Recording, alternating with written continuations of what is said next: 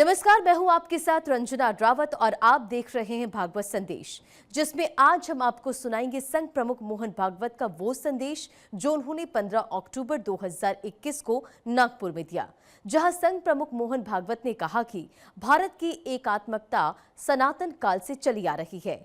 भारत अपनी विविधताओं की वजह से प्रसिद्ध है, जहां किसी की पूजा पर कोई रोक नहीं लगा सकता और इसी धर्म के खातिर कई लोगों ने बलिदान दिया। भारत की अखंडता और एकात्मता की ये जो श्रद्धा है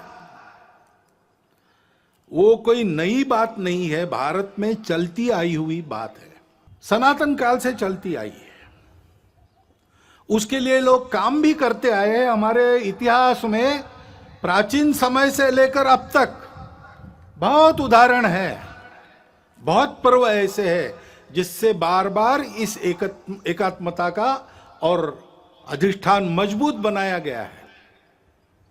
श्री गुरु तेग बहादुर जी महाराज का 400 सालावा प्रकाश वर्ष है। उनका बलिदान क्यों हुआ था?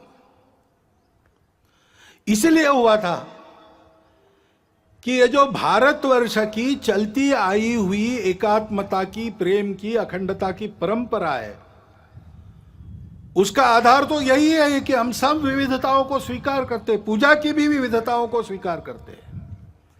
और उस समय देश में यह अत्याचार चल रहा था कि अपनी पूजा बदलो नहीं तो मरो।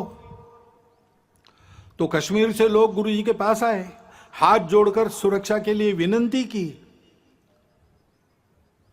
तेग बहादुर जी चले गए दिल्ली बादशाह के सामने और अपनी धर्म श्रद्धा का परिचय देते हुए उनका बलिदान हुआ। उन्होंने अपना सिर दे दिया। परंतु भारतवर्ष में इस प्रकार की पूजा की स्वतंत्रता बनी रहेगी, सबकी पूजा स्वीकार होगी, कोई एक दूसरे की पूजा पर जबरदस्ती नहीं कर सकता। यह जो अपने भारतवर्ष के संस्कृति का सार है उसको उन्होंने दिया नहीं, सिर दिया, सार नहीं दिया।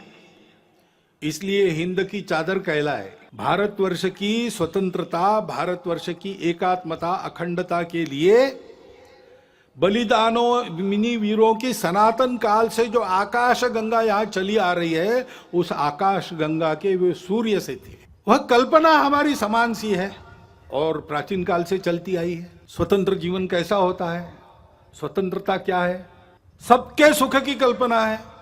मंत्र पुष्प में हम कहते हैं अपुत्रा पुत्रिणः सन्तु पौत्रिणः, अधना सधना सन्तु सर्वे सन्तु निरामया।